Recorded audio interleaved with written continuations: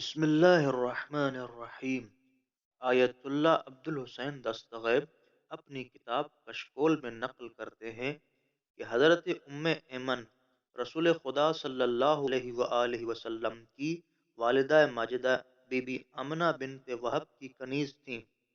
حضرت آمنہ سلام اللہ علیہ کی وفات کے بعد باقی ترکے کی طرح رسول خدا صلی اللہ علیہ وآلہ وسلم ان کے وارث بنے۔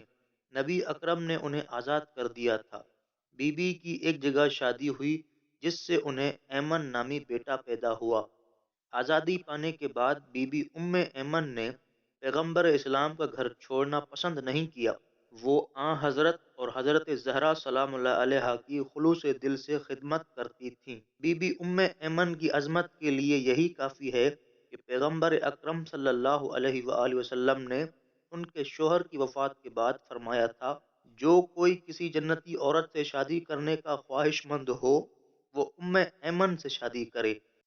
حضرت صلی اللہ علیہ وآلہ وسلم کا یہ فرمان سن کر حضرت زید بن حارثہ نے ان سے نکاح کیا، جس سے اسامہ پیدا ہوئے۔ بی بی ایمن کو جناب فاطمہ زہرا سلام اللہ علیہ سے اس درجہ محبت تھی کہ سیدہ کی وفات کے بعد وہ مدینہ نہ ٹھہر سکیں۔ وہ کہتی تھی، میں حضرت فاطمہ زہرا سلام اللہ علیہ کے مکان کو خالی نہیں دیکھ سکتی۔ جب جناب ایمن حج پر گئیں اور وہ ایک صحرا سے پیدل گزر رہی تھی کہ ان پر بھوک و پیاس کا غلبہ ہوا، آپ نڈھال ہو کر زمین پر گر پڑیں۔ اس وقت آپ نے آسمان کی طرف سر اٹھا کر یہ جملے کہے، پروردگار، کیا میں تیرے رسول صلی اللہ علیہ وآلہ وسلم کی صاحبزادی کی خادمہ نہیں ہوں؟ اور کیا میرے مقدر میں یہ بات لکھی ہوئی ہے کہ میں پیاسی مر جاؤں؟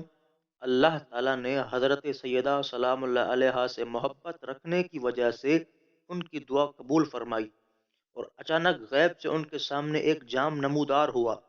بی بی نے پانی پیا۔ وہ پانی انتہائی لذیذ اور میٹھا تھا، جس کی وجہ سے ان کی بھوک و پیاس ختم ہو گئی۔